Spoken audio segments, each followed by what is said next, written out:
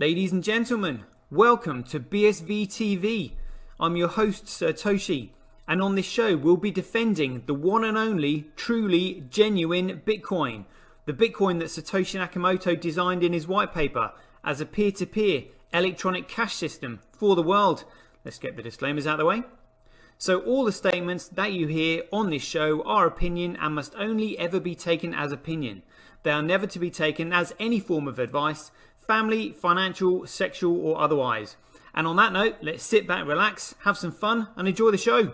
Get paid for your content in Bitcoin and set your own fee on Streamanity. Yeah, I'm not surprised I wasn't asked why I'm convinced Craig is Satoshi. I posted on Reddit. He signed in my presence using the private key from block number one, the very first mined Bitcoin block on a computer that I'm convinced had not been tampered with, on software I'm convinced that had not been tampered with, a message of my choosing. At Enchain, we've just funded a number of universities doing, so far, a test up to 1 gigabyte because it validates what we've already done independently. We've tested up to 380 gigabyte blocks. We have tested 1 million transactions a second and transaction sizes up to 20 megabytes. Super complex scripts, basically ones that can run operating systems. That's all of global commerce times about 50. On top of that, we can have complex scripts. On top of that, we can scale each of those transactions 1,000 times, which effectively means about 1 billion transactions per second, which means we can then have all derivatives, all complex trades. That means high frequency trading. It means everything that happens globally. Is the market that effectively BSV is going for, is that global e-commerce, which is currently valued at $29 trillion? No, that's too small. Buy and sell Bitcoin instantly at bsvgravity.com. And you can now book and pay for your winter holiday at skibsv.com. Good afternoon, everybody. It looks like we are live just after 5. Spot on. Welcome to Bitcoin SVTV. So we're just going to jump straight into it today. So check out this. So I posted this earlier today on Twitter and Twitch and everyone else and everywhere else. Well, yeah, those two platforms. Just said, look, actually on LinkedIn as well. And I said, look, we need to get this out there. And obviously, yeah, maybe some people are going to be a little bit confused about this. But I just want to explain this and also where it came from. This is a personal interaction that I'd had. And my question was, if Bitcoin were to reach the market cap of gross world product at $78 trillion within the next 20 years, it would give each Bitcoin a value of $4.8 million, giving each Satoshi a value of 4 cents. So I said, if a Satoshi cannot be divided further, how will micropayments be possible? Now, again, that's only gross world product. Like the derivatives market alone is estimated to be between 800 trillion and $1 quadrillion. It's huge. And why would you invent a monetary system that couldn't cater for everything that it was required for? Like, what would be the point in creating something that had a maximum capacity that wasn't? It would be a closed market that couldn't deal for the capacity that was needed. And if you listen to the intro there to my show, he'd said, literally everything that happens globally, all derivatives, it means high frequency trading, all of this. And when you think, well, can it do it? Well, think about the power that's in the mining operations and how big the mining network is. It's absolutely huge. It is the world's largest supercomputer. And not only just like a supercomputer, it's a distributed ledger. Literally everything needs to run on this, and it has the capability to do it. And he himself, in the intro said, all derivatives, and like I said, that's a quadrillion-dollar market. So you might say to yourself, oh, well, how come he didn't, design it with, 16 or more decimal places? Well, you think that's a long way off, and people, again, I would say maybe he was probably erring maybe on the side of caution. He was just like, well, this is, he's designing it now. It might not work. It might fail. And if each Bitcoin does get to $4.8 million, back then, I think he was, actually talking about it, he's already been quoted as saying, Bitcoin is a technology, and the chances of any technological innovation taking off is relatively small. I think he put it as somewhere like, I think the industry average is like an 8% chance, of it making it, and that's like an insane valuation when you consider it wasn't worth anything. He didn't even know it was if it was going to work. But when I realized what the market was that it is going for, I realized that each Bitcoin being divided by 100 million bits isn't enough. So this is what sort of vexed me, and I was trying to figure it out because I didn't want to sound stupid. I didn't want to put a silly question to him, and so I thought, I've thought about this enough. I don't think this is a silly question. I need to know the answer, and nobody else has got it. And this is it. And the answer I got was this: easily fixed. If necessary, the level of division can be increased to 16 or more decimal places. And when you think about it, that's the obvious answer. You just divide Bitcoin further. I kind of knew that, but you obviously, that was the most practical and logical solution. But I wasn't sure if it could be done, because it's not. Nobody knows this. Only the creator would know this. And again, previously, I think I described it as Satoshis being divided further, of which he corrected me quite strongly. But I said, it's. So I said, I get it now. Thank you. It's dividing Bitcoin further, not Satoshis. Got a thumbs up on that one. But even though it affected, correctly, it is dividing Bitcoin further. You're not dividing Satoshis. But they represent further divisions of a Satoshi. Is a better way of saying it.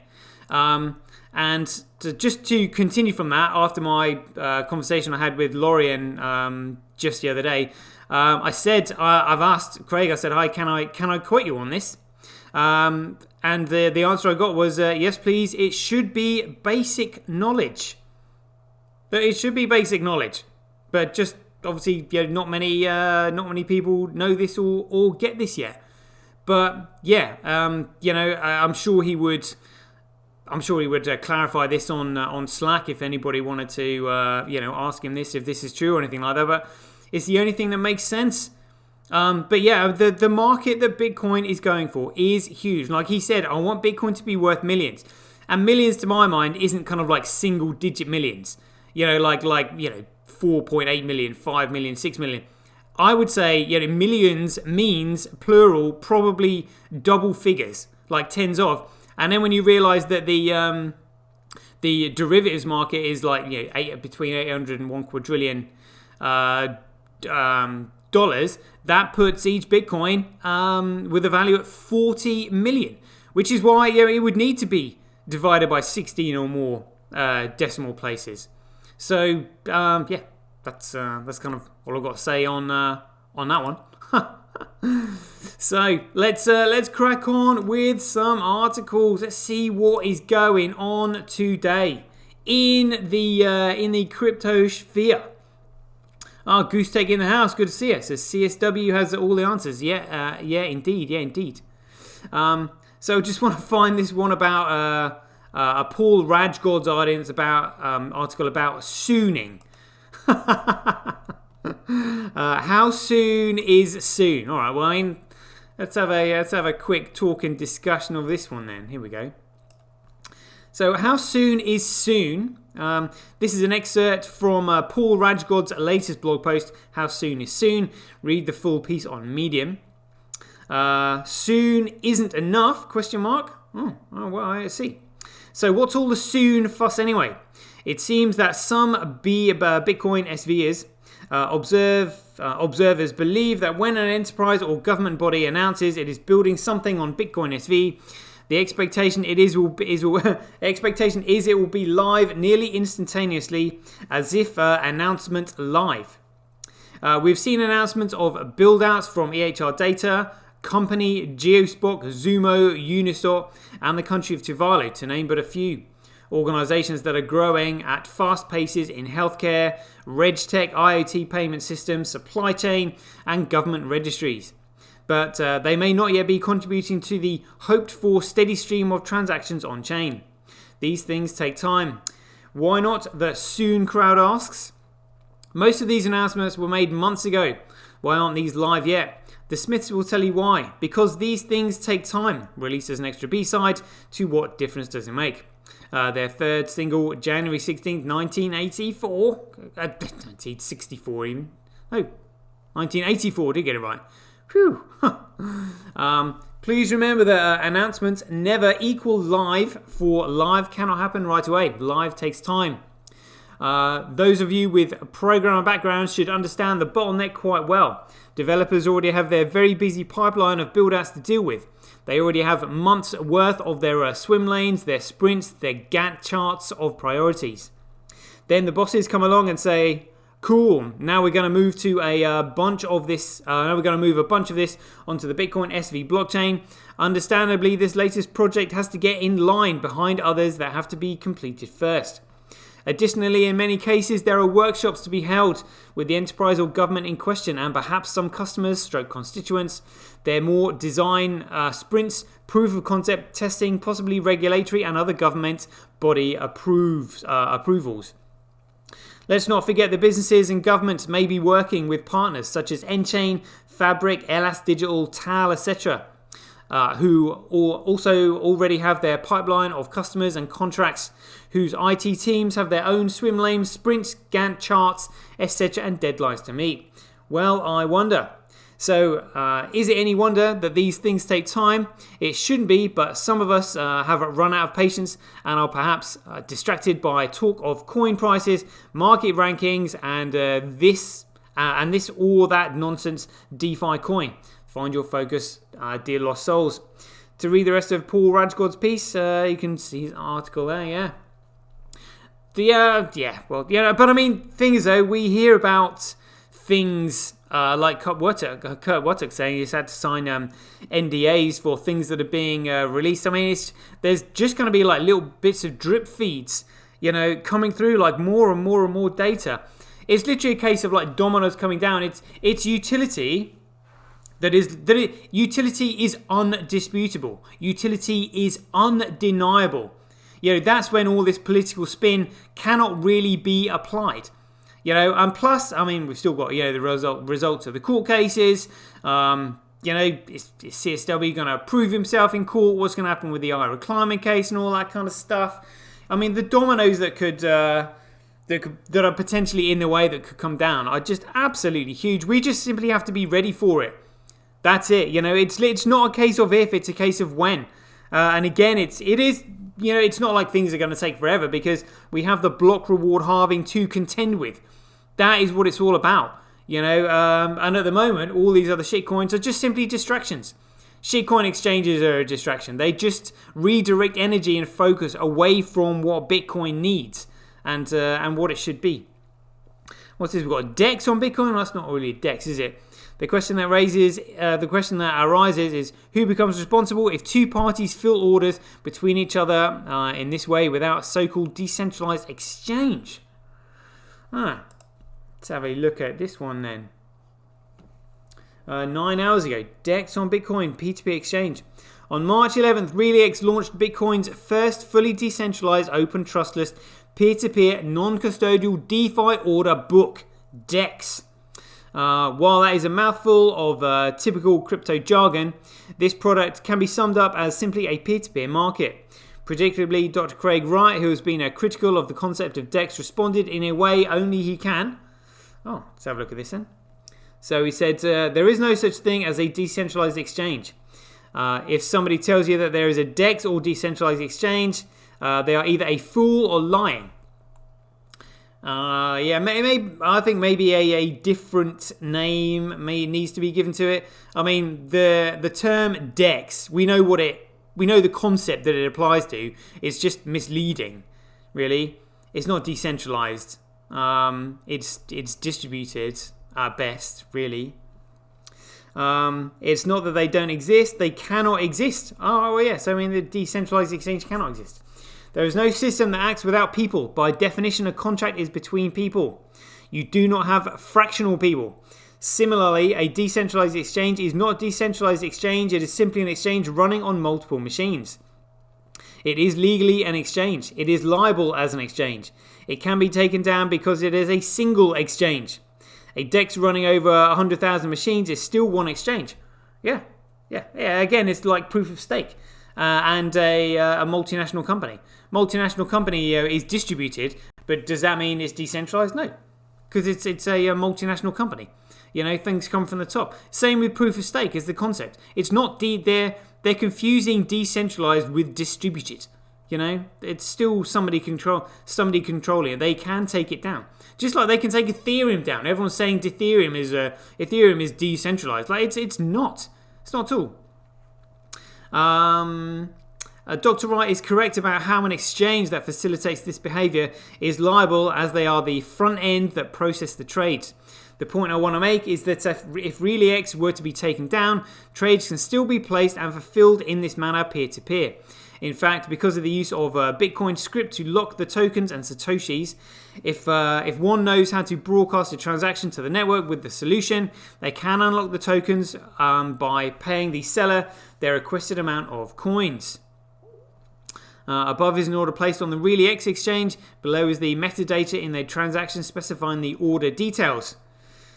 Again, I wouldn't have a clue what I was looking at that. Maybe it's something I'm going to have to learn. One can expect the Satoshi's field, which corresponds to the requested price, and the integer number of tokens, accounting for decimals. Another output contains a custom locking script built using script that validates the spending transaction and pays the seller the amount of Satoshis above. Custom locking script, yeah. The question that arises is who becomes responsible if two parties fill orders between each other in this way without a so-called decentralized exchange? Is an arbiter required to be present when a homeowner sells junk out of their garage for cash? Given this innovation is possible with Bitcoin script, such a feat has been possible since 2009. The title of the white paper is a peer-to-peer electronic cash system, and this activity seems like just that. At the end of the day, it's up to two individuals transacting to be responsible for themselves with whatever laws, regulations, or taxation required in their respective jurisdictions. The enforcement of these rules is subject to economics in terms of resources, like most things in life. So I do not see why one electing to pay another person $1 for something they find valuable necessarily makes them a criminal. Well, again, I mean, this comes down to miners, processing transactions consisting of proceeds of crime.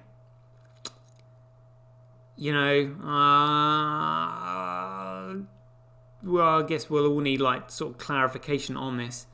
Additionally, given the New York Attorney General's office flippant response to counterfeiting the dollar with impunity, ordering a 0.0006% fine on the largest ICO in history, and £6.5 million slap on the wrist for the fraud and wash trading, I'm not sure why leaders in the BSV space continue to fear, monger, and discourage entrepreneurs from innovating under the threat of rotting in prison for doing so.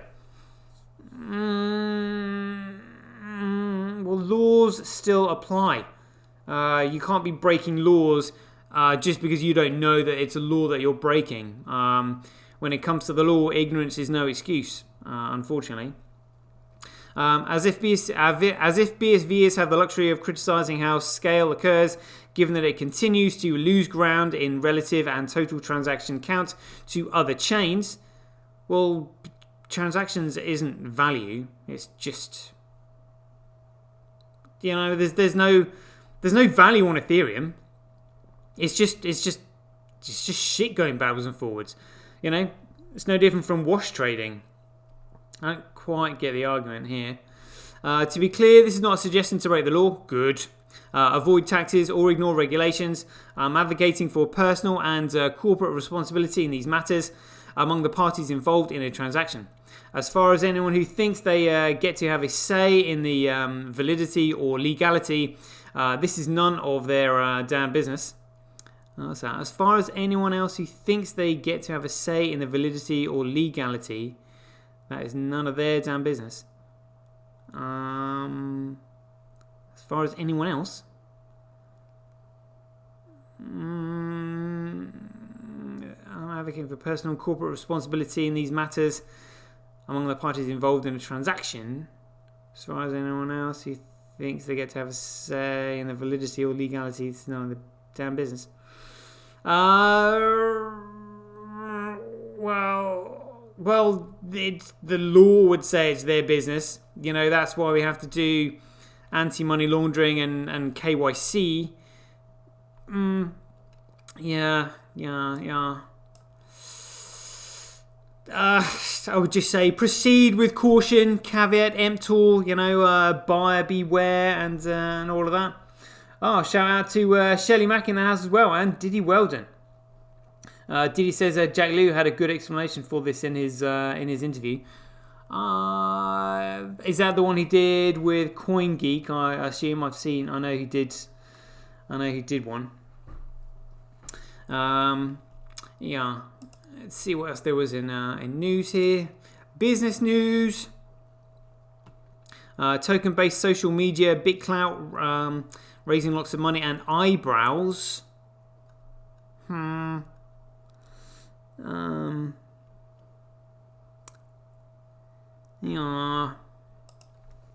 Let's see what this one is. A new digital currency project has recently hit the market, launching out of private beta on March 24th, known as BitClout. It has managed to raise hundreds of millions in funding from some of the most prominent venture capitalist firms. However, it's also raising eyebrows and now faces a cease and desist order. That must be on Coolcoin then or something like that. BitClout brands itself as a social media-based platform where users can buy and sell tokens based on people's reputations. Blockchain-based social media platforms like Twitch and Powping are focused on content and allowing users to earn more based on each individual post. BitClout, in comparison, focuses on the person, not the content. Sounds a bit strange. The people behind the project are still unknown. That's not a good thing, really. Going by the pseudonym Diamond Hands. In a recent interview, they explained why they've taken a detour from the traditional model. Not a good thing. The platforms that have existed up to today really focus on speculating on the post as the atomic unit rather than on the creator. And there's a very big difference because posts are short term. That makes it not really very exciting as an asset class. Whereas if you have a creator that you can speculate on, that's a very long-term thing you can really invest in for a long time. Reputations of people can be manufactured. People can be bought. People can be bribed.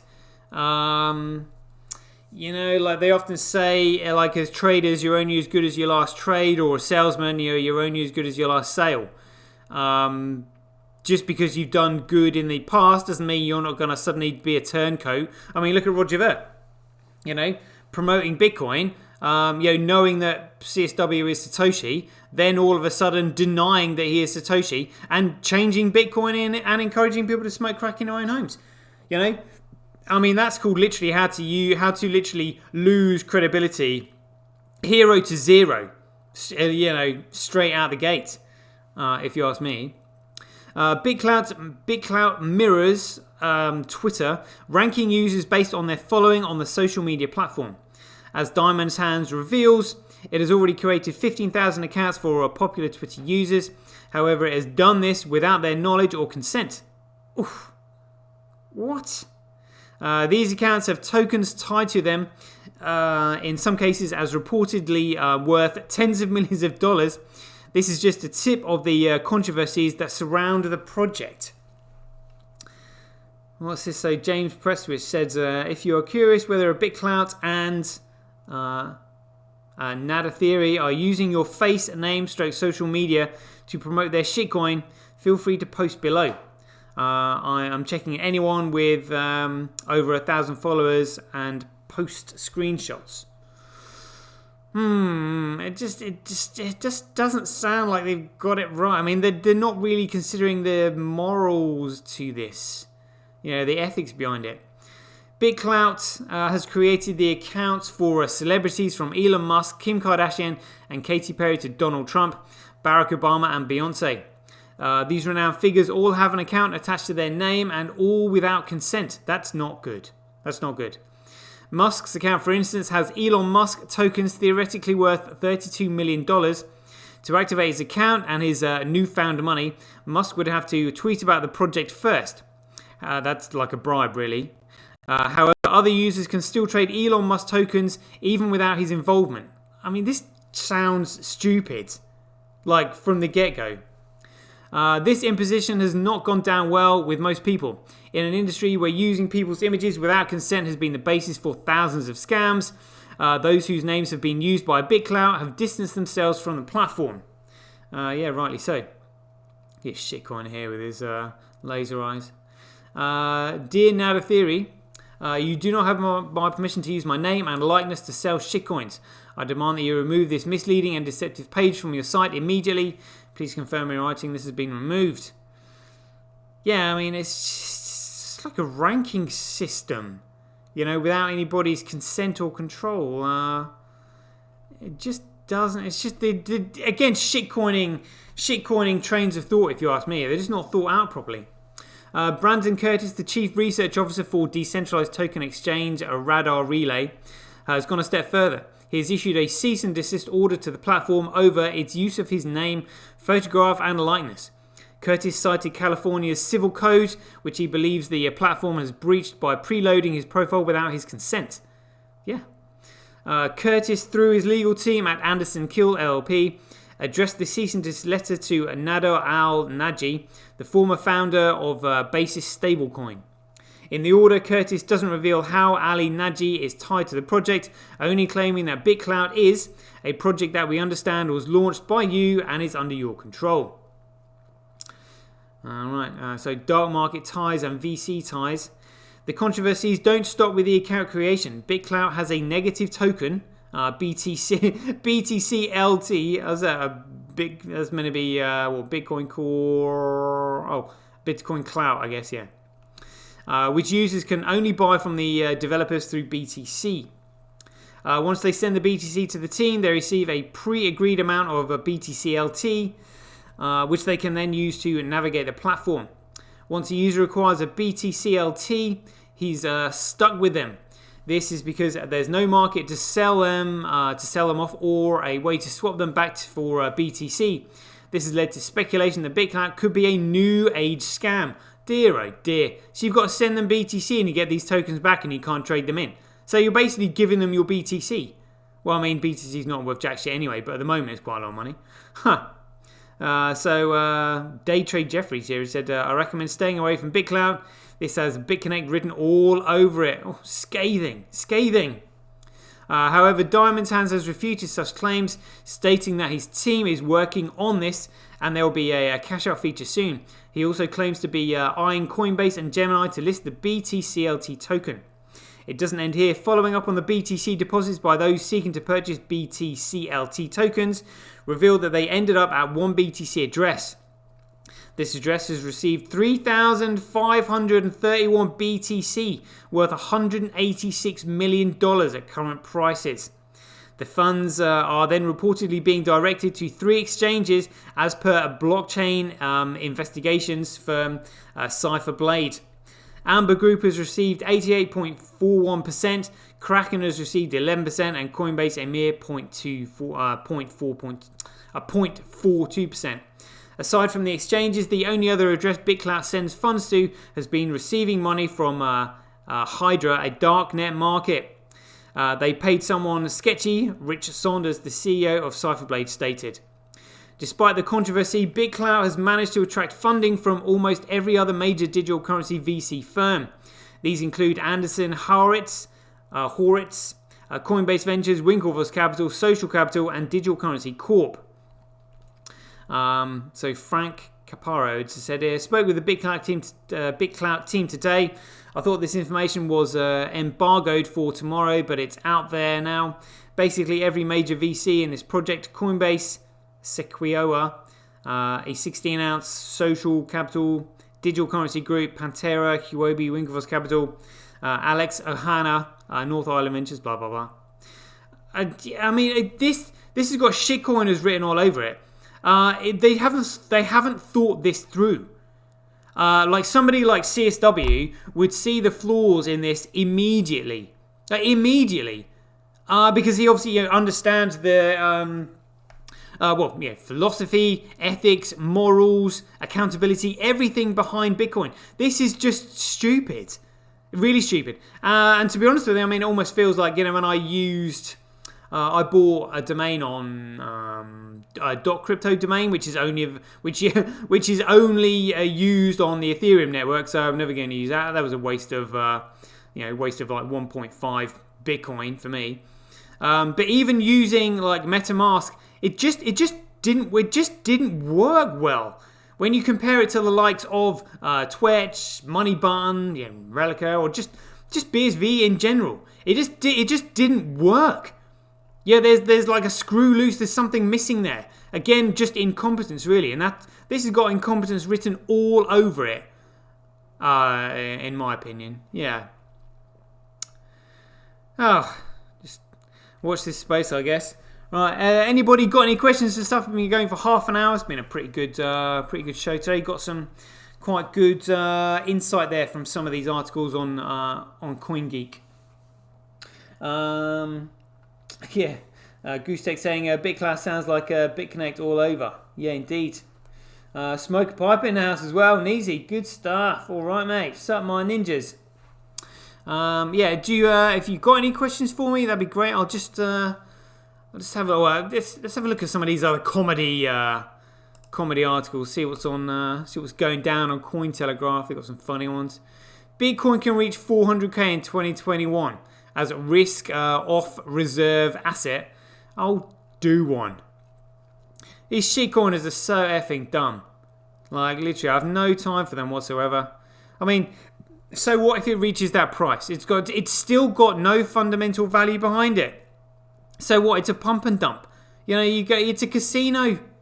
As you just, put money on red or black, whether it goes up to like $400,000. But the fact is, Tether is now no longer pumping it.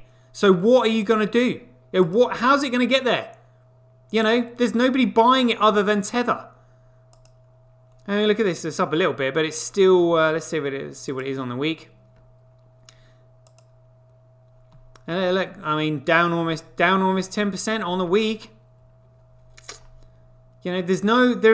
Tether was literally the only thing pumping it, the only thing, and they haven't realised this. So, how do they think it's going to get there? They're just literally clutching at straws, stabbing in the dark, talking shit with their shit for brains, is what they're doing. Leveling out the price a little bit. Hopefully that'll come down. Might go in a little bit after it comes down. Blah blah blah. Let's see what else there is. Some of this stuff is really funny. SEC's Crypto Mom warns selling fractionalized NFTs could break the law. Yes, it could indeed. Lego hopping on the NFT train. Oh, seriously.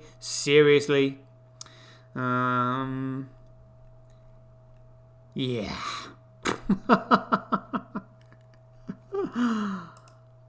I mean, these people are so misguided. It does my nut in, to be honest with you. Sometimes I'm just like, how can you not have figured this out yet? What's this? Texas chases after Wyoming with crypto law proposal, but challenges remain. Yeah, I would say so.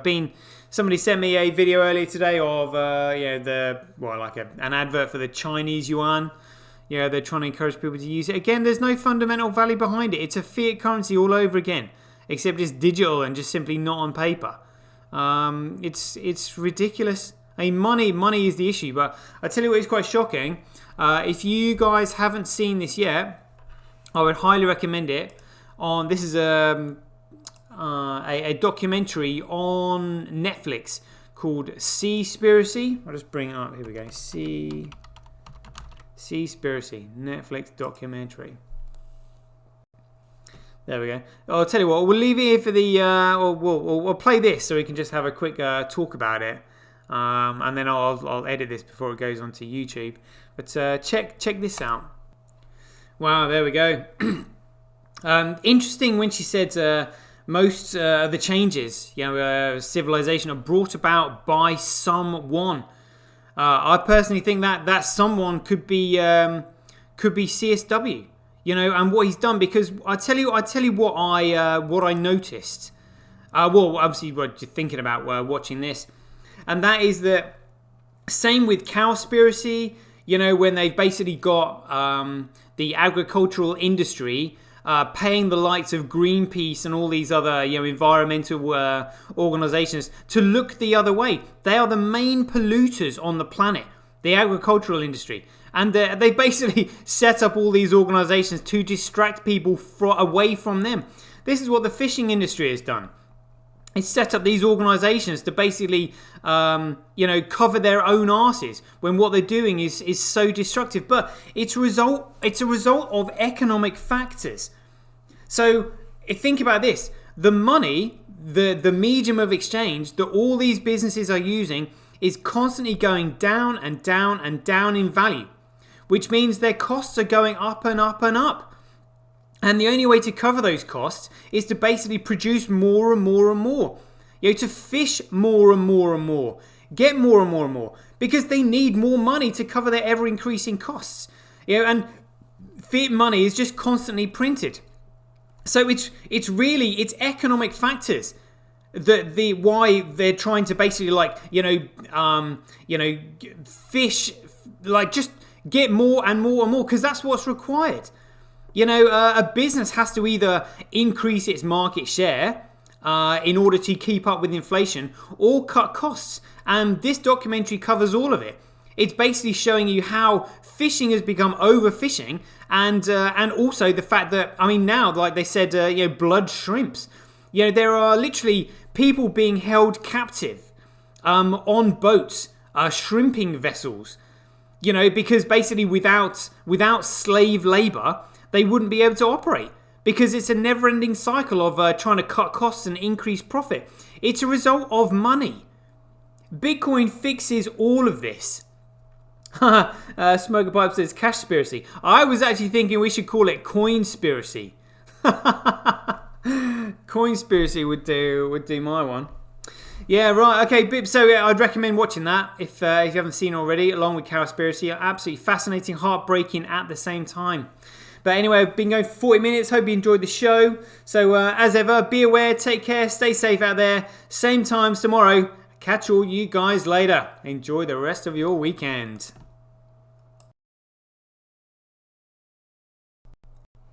Get paid for posting your pics on Relica. Download the app now at www.getrelica.com. Get your tweet etched on Twitch, forever on the Bitcoin blockchain. Do it today at www.jointwitch.com. BuyBSV.live, the best place to buy Bitcoin SV online.